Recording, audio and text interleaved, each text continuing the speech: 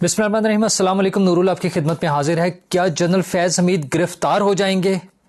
آج کی عدالت کی کارروائی کے بعد نون لیگ جس طرح سے مٹھائیاں بانٹ رہی ہے اور جس طرح سے خوشیاں منائی جا رہی ہیں اور جس طرح سے ٹی وی اینکرز اور تجزیہ نگار بتا رہے ہیں کہ نواز شریف صاحب کی لاٹری نکل آئی ہے، کیا واقعی نواز شریف صاحب کی لاٹری نکل آئی ہے؟ لیکن اس سے پہلے آپ کو بتاؤں کہ جب مرشد پھنسے ہوئے ہوں تو مریدوں کے ساتھ بھی بڑی بری ہوتی ہے۔ ایک مرید کو پھینٹی لگ گئی ہے اور دوسرا مرید اندر ہو گیا ہے۔ یہ کیا کہانی ہے؟ لیکن اس سے بھی پہلے آپ کو بتانا ضروری ہے کہ نواز شریف صاحب کی واپسی کی جو پلاننگ ہے وہ ابھی تک قائم ہے، اور ان کی یعنی 21 تاریخ ابھی تک وہ قائم ہے، اور ان کی استقبال کی تیاریاں بھرپور طریقے سے شروع کرنے کا پلان ہو گیا ہے، اور دونوں طرف سے تیاریاں ہو رہی ہیں۔ دونوں طرف کون ہے؟ ایک طرف تو ظاہر ہے نون لیگ ہے۔ اچھا، نون لیگ نے اچھی پلاننگ کے ساتھ تیاری شروع کر دی ہے، اور اس میں 9 کوآرڈینیٹرز بنائے گئے ہیں جو مختلف شہروں سے پنجاب بھر سے لوگوں کو جمع کریں گے، وہاں پر لے کر آئیں گے۔ ہر کوآرڈینیٹر کے ذمہ 1-1 لاکھ لوگوں کو لانا ہے۔ اچھا، لاہور میں تھوڑا بہت وہ خواجہ صاحب کا اور کھوکھر صاحب کا آپس کے مسائل بھی ہیں، یہ چیزیں بھی ڈسکس ہو رہی ہیں، لیکن بہرحال مریم نواز صاحبہ نے اس حوالے سے اپنی پارٹی کو متحد کر کے یا اکٹھے بٹھا کر اس پہ کام شروع کر دیا ہے۔ اچھا، جو اجلاس بھی تھا اس میں پیورلی جو نواز شریف صاحب کے بہت قریبی سمجھے جانے والے لوگ ہیں، پرویز رشید صاحب، جاوید لطیف صاحب، اس طرح کے سب لوگ شامل تھے، اور ان لوگوں نے بیٹھ کے تیاری کی ہے کہ نواز شریف صاحب کا بھرپور استقبال کرنا ہے۔ اور یہ جو افواہیں پھیلائی جا رہی ہیں کہ وہ شاید نہیں آئیں گے، یہ بالکل غلط ہے۔ نواز شریف صاحب لازمی آ رہے ہیں، 21 تاریخ کو آ رہے ہیں، اس میں کوئی تبدیلی نہیں ہوگی۔ عظمیٰ بخاری صاحبہ نے بھی اس حوالے سے بیان دے دیا ہے۔ اچھا، اور مریم نواز صاحبہ کی واپسی بھی اس بات کا ایک اشارہ ہے کہ نون لیگ تیاری کرنا چاہتی ہے۔ اچھا، بالکل ممکن ہے جینون طریقے سے نون لیگ ایسا ہی چاہتی ہو، نون لیگ بالکل تیاری کرنا چاہتی ہے، لیکن معاملات کچھ اور بھی تو ہیں۔ دوسری طرف سے بھی تو تیاری ہو رہی ہے۔ دوسری طرف کون ہے؟ نیب نے جو خبریں آ رہی ہیں کہ کم از کم 3 کیسز ان کے خلاف، جس میں چودھری شوگر ملز بھی شامل ہے، وہ کھول کر ان پہ کارروائی کا فیصلہ کر لیا ہے۔ اچھا، یہ اچانک انہیں اتنی جلدی کیوں آ گئی ہے؟ میں پہلے بھی اس پہ 1-2 دفعہ ذکر کر چکا ہوں کہ یہ ٹھیک ہے، عدالتی فیصلہ تھا اور اس پہ کارروائی ہونی تھی، کچھ نہ کچھ کارروائی ہونی ہے، لیکن ابھی سب کو معلوم ہے کہ جس طرح پریکٹس اینڈ پروسیجر بل کے حوالے سے اکتوبر کے ابتدا میں جب اس پہ کارروائی ہوگی اس فیصلے پر، تو ایک امکان یہ بھی ہے کہ شاید یہ تمام فیصلے جو ہیں کل عدم قرار دے دیے جائیں، جن کی بنا پر نیب کے کیسز کھلے ہیں۔ نیب ترامیم کے جو واپسی والا معاملہ ہے، تو یہ بھی ہو سکتا ہے۔ لیکن اچھا، نیب نے یا نیب عدالتوں نے اپنی جو کارروائی کرنی ہے وہ بالکل سمجھ آتی ہے کہ عدالت ان سے پوچھ سکتی ہے، سپریم کورٹ کے حکم کے باوجود انہوں نے کیا کیا ہے، تو انہیں کارروائی کرنی چاہیے۔ لیکن اس میں جو ایکسٹرا آرڈنری جلدیاں دکھا رہے ہیں، اپنے دیگر ڈپارٹمنٹ سے آفیسرز لیے جا رہے ہیں، ISI سے آفیسرز مانگ لیے گئے ہیں، مطلب کوئی تو وجہ ہے جس پہ کوئی نئی کہانی چل رہی ہے۔ اسحاق ڈار صاحب، خیر اسحاق ڈار صاحب کے بارے میں تو بہت ہی کچھ سننے میں آ رہا ہے کہ شاید وہ اگلے سیٹ اپ میں سامنے نہیں ہوں گے۔ اگر نون لیگ کو شیئر ملتا بھی ہے یا نون لیگ کو حکومت بھی ملتی ہے، تب بھی شاید اسحاق ڈار صاحب اب سسٹم میں نہ ہوں۔ اچھا، مشکل فیصلہ ہے کیونکہ نواز شریف صاحب کے وہ جتنے قریبی عزیز ہیں اور نواز شریف صاحب ان پہ جس طرح سے ٹرسٹ کرتے ہیں، اس میں خیر نون لیگ کے لیے ایک مشکل فیصلہ ہوگا یہ قبول کرنا کہ اسحاق ڈار صاحب کو آؤٹ کر دیا جائے۔ بہرحال سیاست بڑی ظالم چیز ہے، اور ایک جنگ ہے، محبت اور جنگ میں سب کچھ جائز ہوتا ہے، تو بہت کچھ ہو رہا ہوتا ہے۔ تو نواز شریف صاحب کے استقبال کی دونوں طرف سے تیاریاں ہیں۔ دیکھیں کون کامیاب ہوتا ہے۔ نون لیگ 10 لاکھ لوگوں کو لانے میں، جمع کرنے میں کامیاب ہوتی ہے، یا نیب کی طرف سے گرفتاری والا معاملہ ایئرپورٹ سے ہی ہو جاتا ہے، تو پھر وہ وہاں پر لوگوں کا آنا، یہ اس طرح کا کوئی بھی چیز پاسبلٹی نہیں رہے گی۔ اچھا، نون لیگ کے لیے ایک اشارہ تو یہاں سے بھی مل گیا تھا کہ جب حکومتی سائڈ سے یہ بیان آ گیا کہ ایئرپورٹ پہ لوگوں کو جمع ہونے کی اجازت نہیں ہوگی، تو اس کا مطلب یہ ہے کہ معاملات بہت اچھے نہیں جا رہے۔ تو اب 21 دن میں کتنے دن رہ گئے ہیں؟ 23 دن رہ گئے ہیں۔ صبح 29 تاریخ ہے، تو بس 22-23 دن رہ گئے ہیں۔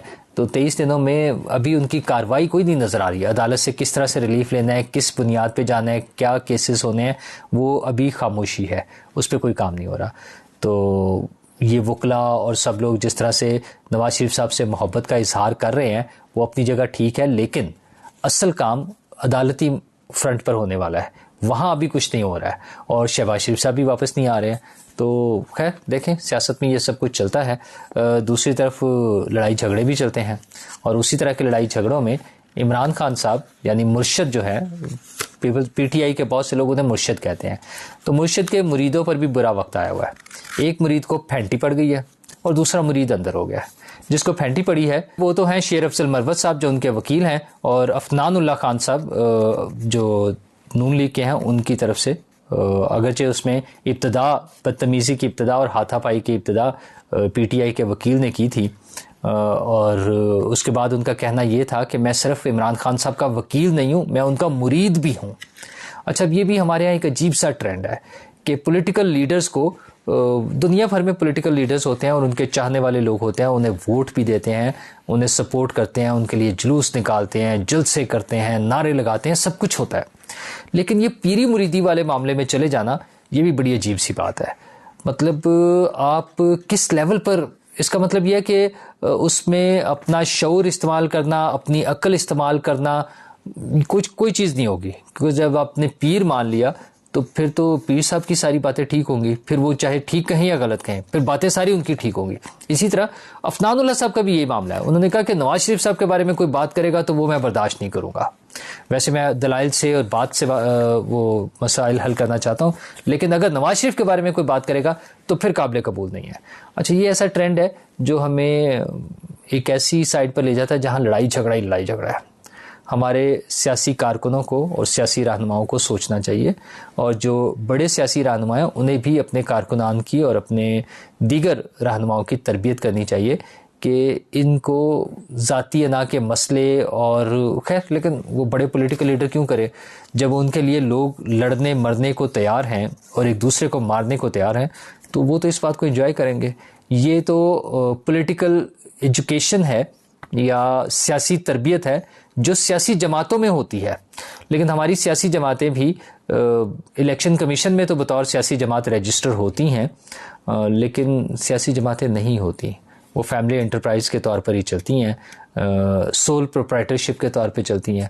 اور وہ اور بات ہے کہ پھر کسی دن کوئی قبضہ ہو جاتا ہے کسی کا، اور وہ خیر چونکہ ٹرانسفر آف پاور اور پارٹی لیڈر کا تبدیل ہونا اور نئے پارٹی لیڈرز آ جانا، یہ باقی دنیا میں تو ہیں جہاں جنہیں ہم مہذب معاشرے کہتے ہیں یا جنہیں ہم سیاسی جماعتیں کہتے ہیں، لیکن ابھی ہماری سیاسی جماعتوں کو اس میں بڑا ٹائم لگے گا. تو دیکھتے ہیں کہ یہ سب کچھ کیا ہوتا ہے. اور پیر صاحب خود تو اندر ہے ہی.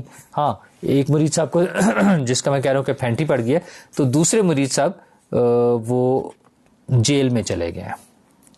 جی، عمران خان صاحب کے ایک اور مرید جو ہے فروخ حبیب صاحب جیل چلے گئے ہیں، پکڑے گئے ہیں، گرفتار ہو گئے ہیں، بھاگتے رہے ہیں، گوادر پہنچے ہوئے تھے، چھپے ہوئے تھے اور وہاں سے گرفتار ہو گئے ہیں. تو پی ٹی آئی کے لوگوں کی باری اسی طرح سے آتی رہے گی. شیخ رشید صاحب بھی غائب ہیں، اور شیخ رشید صاحب خود تو غائب ہیں، ان کے وکیل کے طور پر یا ان کے وکالت نامے ضرور جمع ہو رہے ہیں. وہ کہاں ہو رہے ہیں؟ وہ ہیں چیف جسٹس کی عدالت میں، جہاں پر کیس سنا جا رہا تھا فیض آباد دھرنے کا. فیض آباد دھرنے کیس میں آج جو ریمارکس آئے ہیں اور جو باتیں وہاں ہوئی ہیں ساری، اس کے مطابق نون لیگ والے بڑے خوش ہیں، خوشیاں منائی جا رہی ہیں. وہ لگ ایسے رہا ہے کہ چیف جسٹس صاحب نے یہ کہہ دیا، انہیں لگ رہا ہے کہ جائیں اور فیض حمید کو اٹھا کر لے آئیں اور اسے جیل میں ڈال دیں، اور جو جس نے جو غلط کام کیے تھے سب کو اٹھا کے جیل میں ڈال دیں. اچھا، اس میں جج بھی ہوں، اس میں فوجی بھی ہوں، سارے ہوں، لیکن کیا ایسا ہی ہوگا؟ بہت مشکل ہے. میں نے کل بھی اس پہ بات کی تھی. آپ یہ دیکھیں کہ آئی بی، ڈیفنس منسٹری، پیمرا اور تو اور وہ جو باہر سے خام خواہ کے لوگ بھی ہوتے ہیں جنہوں نے نظر ثانی کی درخواست دائر کی ہوئی تھی، وہ بھی پہنچ گئے ہیں. اعجاز الحق صاحب کے وکیل کے جی ہم نظر ثانی کی درخواستیں واپس لے رہے ہیں. اچھا، نواز شریف صاحب کے حامی جو ہیں اس بات پہ بڑی خوشیاں منا رہے ہیں کہ نظر ثانی کی درخواستیں واپس لے لی گئی ہیں، تو اب اس فیصلے پر عمل ہو جائے گا. اچھا، اگر یہ ساری چیزیں اتنی آسان ہوتی تو پہلے بھی ہو جاتی. مسئلہ یہ ہے کہ نظر ثانی کی درخواستیں واپس اس لیے لی جا رہی ہیں میرے خیال میں تاکہ اس پر بحث نہ ہو. اگر نظر ثانی ہوگی تو پھر بات ہوگی، اور بات ہوگی تو پھر بات دور تک جاتی ہے، اور وہ نہیں چاہتا کوئی بھی. اچھا، تو یہ اچانک ان کو کیا سوچی ہے، انہیں کیا ضرورت پڑ گئی ہے کہ نظر ثانی کی درخواستیں واپس، مطلب اعجاز الحق کو کیا ضرورت ہے کہ وہ یہ کہیں کہ ہاں جی فیض حمید بچ جائے؟ شیخ رشید صاحب کو ڈیلے کرانے کی کیا ضرورت ہے؟ اچھا، آئی بی مطلب باتیں سمجھ سے بالا تر ہے. اچھا، جب یہ عمران خان صاحب کی حکومت میں ہی یہ سارے معاملات ہو رہے تھے تو ان کے پاس موقع تھا کہ اس نظر ثانی کی درخواست کو عدالت سنتی اور فارغ کر دیتے اس کیس کو. وہ ہمارے ہاں تو عدالتیں اڑا دی گئی تھی. یاد ہے نا وہ پرویز مشرف صاحب کو جس عدالت نے سزا دی تھی وہ عدالت ہی ختم کر دی گئی. کیس تو جو بھی تھا سو تھا، انہوں نے عدالت ہی ختم کر دی. تو اس کیس کو اگر ختم کیا جا سکتا تھا تو سپریم کورٹ کے ججز زیادہ تعداد میں بیٹھ کر اور اس فیصلے کو ختم کر دیتے، نظر ثانی میں اڑا دیتے، لیکن ایسا نہیں ہو سکا. اچھا خیر، وہ ججز بھی موجود تھے جنہوں نے یہ کیس پہلے سنا تھا یا فیصلہ دیا تھا. قاضی فائز عیسیٰ صاحب اسپیشلی وہاں پر موجود تھے، تو اس میں قانونی مسائل تو تھے، لیکن اب یہ درخواستیں واپس لینے کا مقصد یہ ہے اور اس کو مزید ڈیلے کرنے کا مقصد یہ ہے کہ اس پر بات نہ ہو، کیونکہ بات ہوگی تو فیض حمید صاحب کے خلاف بات ہوگی اور ان کے خلاف کارروائی کرنی پڑے گی. اور ابھی تک اب جو تازہ ترین قرائن نظر آ رہے ہیں وہ یہ ہے کہ فیض حمید صاحب کے خلاف کوئی کارروائی نہیں ہونی. تو اگر نون لیگ والے اس فیصلے کی روشنی میں مٹھائیاں کھانا چاہ رہے ہیں تو تھوڑا سا انتظار کر لیں. ویسے تو 1 ماہ بعد کی ڈیٹ ڈل گئی ہے، 1 ماہ بعد بھی دیکھیں نا، عدالتی قانونی طریقہ کار تو ایسے ہی ہے. قاضی فائز عیسیٰ صاحب بہت جلدی کرنا چاہتے ہوں گے، ان کی خواہش ہوگی کہ کیسز کو جلد سے جلد نمٹائیں، لیکن کچھ قانونی تقاضے بھی ہوتے ہیں، اس کے مطابق چلنا پڑے گا.